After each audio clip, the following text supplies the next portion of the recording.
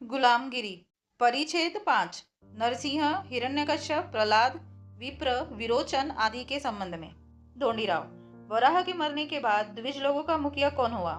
ज्योतिराव। नरसिंह। ढोंडीराव। नरसिंह स्वभाव से कैसा था? ज्योतिराव। नरसिंह स्वभाव से लालची, धोखेबाज, विश्वासघात करने वाला, विनाशकारी, क्रूर और भ्रष्ट था। वह शरीर से बहुत मजबूत और बलवान था। ढोंडीराव। उसने क्या क्या किया था? ज्योतिराव। सबसे पहले उसके मन में हिरण्यकश्यप की हत्या करने का विचार आया। उसने यह अच्छी तरह समझ लिया था कि उसकी हत्या किए बगैर उसका राज्य उसे मिलने वाला नहीं था।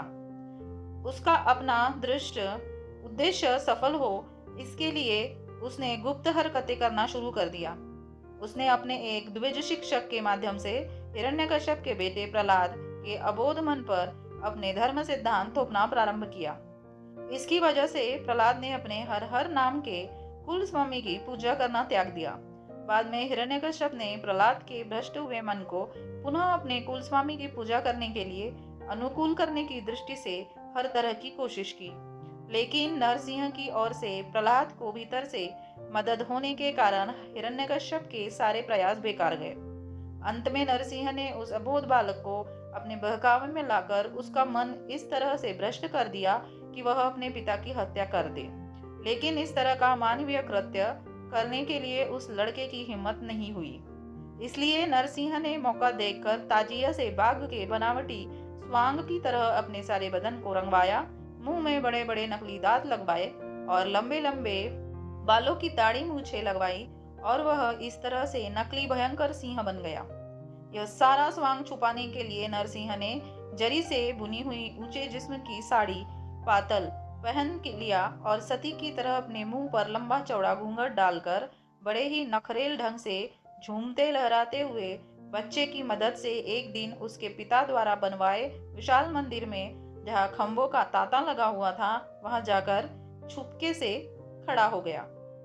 उसी दरमियान हिरण्यकश्यप सारे दिन के शासन भार से थका अपने मंदिर में आकर आराम करने के उद्देश्य से जो ही पलंग पर लेटा, नरसिंह ने बड़ी तेजी के साथ सिर का घूंघट खोलकर आंचल को कमर में लपेटकर उन खंभों की ओट से निकलकर हिरण्यकश्यप के बदन पर कातिलाने ढंग से टूट पड़ा। उसने अपने हाथ की मुट्ठी में छुपाए हुए बगनखा से उसके पेट को फाड़ दिया। इस तरह उसने हिरण्यकश्यप की हत्या कर दी। बाद में नरसिंह वहां से सभी द्विजों को लेकर रात और दिन एक करके अपने मुल्क में भाग गया।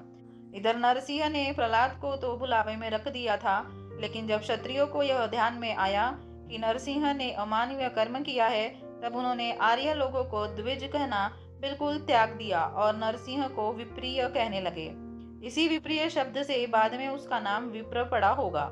बाद में क्षत्रियों ने नरसिंह यानी सिंह की औरत कहकर कोसना शुरू कर दिया। अंत में हिरण्यकश्यप के बच्चों में से कईयों ने नरसिंह को पकड़कर उसको उचित दंड देने की कोशिश की, किंतु नरसिंह हिरण्यकश्यप की राजसत्ता हड़पने की इच्छा छोड़कर केवल अपने मुल्क और अपनी जान को संभालते हुए किसी प्रकार का पुनः प्रयास न करते हुए मर गया।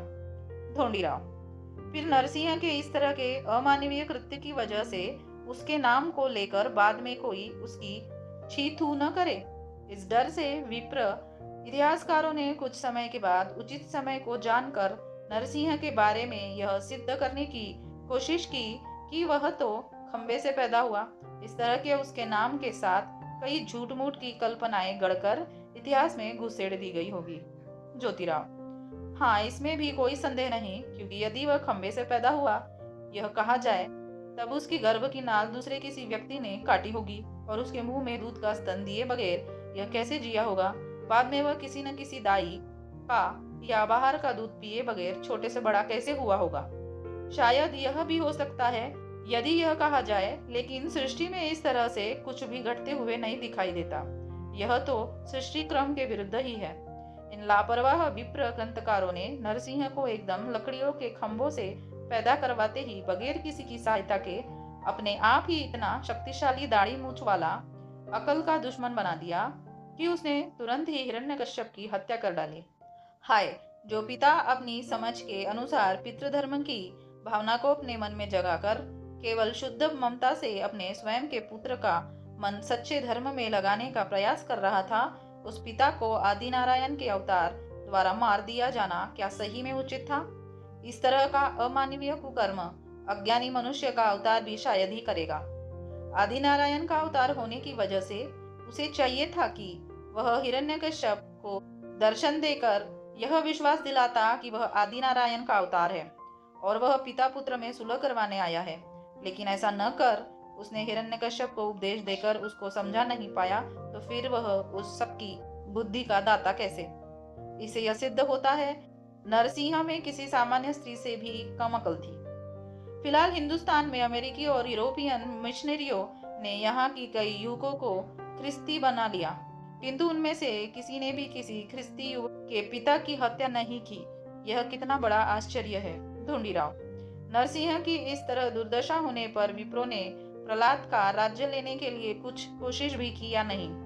ज्योतिराव विप्रो ने प्रहलाद का राज्य हड़पने के लिए कई तरह के लुके छिपे प्रयास किए, किंतु उन लोगों को इसमें कोई कामयाबी नहीं मिली, क्योंकि बाद में प्रहलाद की आंखें खुल गई और उसको विप्रो की कुटिलता स्पष्ट रूप से दिखाई देने लगी।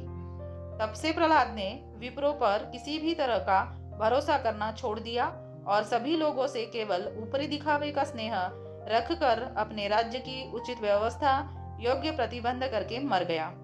उसके मरने के बाद उसी के बेटे विरोचन ने अपने राज्य को संभालते हुए उस राज्य को बलशाली बनाते हुए अंतिम सांस ली। विरोचन का बेटा बलि बहुत ही योद्धा निकला। उसने सबसे पहले अपने ही पड़ोस में रहने वाले छोटे बड़े क्षेत्रपतियों को दृष्ट दंगाखोरों की ज्यादतियों से मुक्त किया और उन पर अपना अधिकार कायम किया। बाद में उसने अपने राज्य को बढ़ाने की दिनों दिन कोशिश की।